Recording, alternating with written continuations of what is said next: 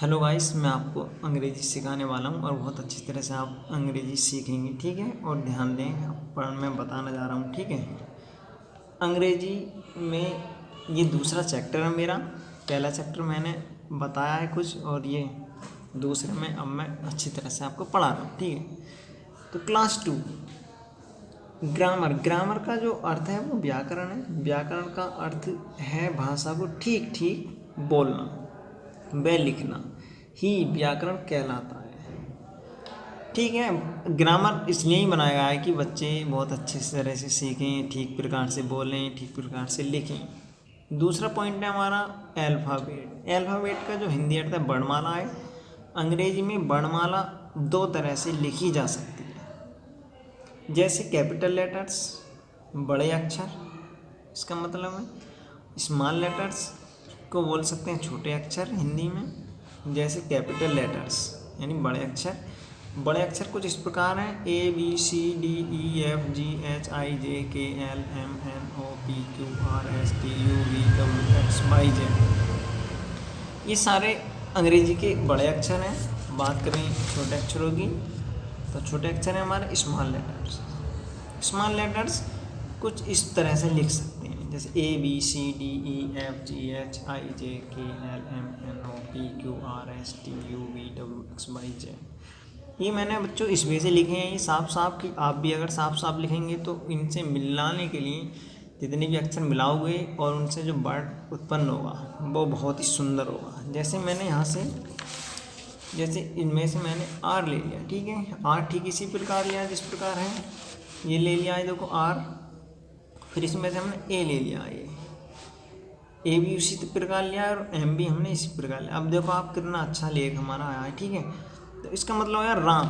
राम एक शब्द है। ठीक है, इस प्रकार लिख सकते हैं आप। अंग्रेजी भाषा में कुल 26 लेटर्स होते हैं, यानी 26 अक्षर होते हैं, जिन्हें अल्फ़ाबेट वर्णमाला कहते हैं। दूसरा पॉइंट है लेटर्स, अक्षर।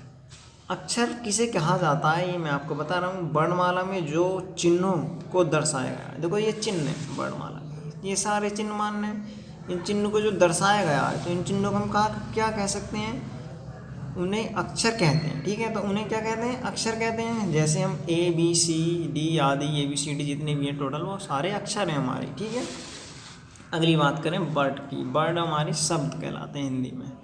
अक्षरों को जोड़ने पर शब्द का निर्माण होता है।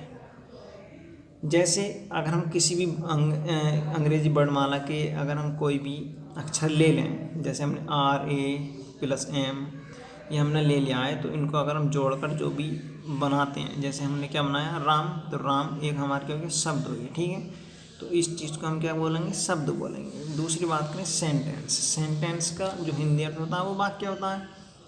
तो एक या एक से ज़्यादा शब्दों को मिलाने से वाक्य बन जाता है। बच्चों एक या एक से ज़्यादा अगर शब्द मिलाएंगे, जैसे हमने बात करी हमारा एक शब्द है, अगर ऐसे शब्द अगर हम कुछ मिला दें, जैसे हम ये मिला रहे हैं राम भी शब्द मिला दिया, एज भी शब्द हो गया और बॉय भी हमारा शब्द हो गया, तो ये हमारे टोटल शब्द अगर एक जगह जुड़ जाएंगे तो हमारा क्या बनेगा? वाक्य। जैसे राम इज ए बॉय, तो राम इज मानी है, ए मानी एक, बॉय मानी लड़का, तो राम एक लड़का है, ये हमारा क्या बना? वाक्य बना। और इंग्लिश में बोलेंगे सेंटेंस। ठीक है, वोवेल्स। वोवेल्स का मतलब है स्वर, तो वोवेल्स मतलब स्वर। स्वर को हम कहते हैं कि अंग्रेजी वर्णमाला में 5 स्वर होते हैं, जैसे ए ई आई ओ यू। तो जो हम स्वर की बात करें तो स्वर किसे कहते हैं? तो स्वर किसे कहते हैं तो उसके बारे में बताएं कि जो अक्षर बिना किसी दूसरे अक्षर की सहायता से बोले जाते हैं उन्हें स्वर कहते हैं। जैसे हम ले लें ए हमारा एक अक्षर है, और हिंदी वर्णमाला के भी ए हमारा अक्षर हो गया, जैसे ए से एन होता है। तो ए के अंदर हमारा हिंदी का एक ही वर्ड निकला, वो एक ही अक्षर निकला है, और ई का भी हमारा एक ही अक्षर निकला है। तो ये एक ही, यानी बिना किसी दूसरे अक्षर के बोले जा रहे हैं, यानी एक ही अक्षर से बोले जा रहे हैं, तो ये हमारे क्या कहलाएंगे? स्वर कहलाएंगे। बात करें कॉन्सोनेंट की। कॉन्सोनेंट हमारा होता है व्यंजन।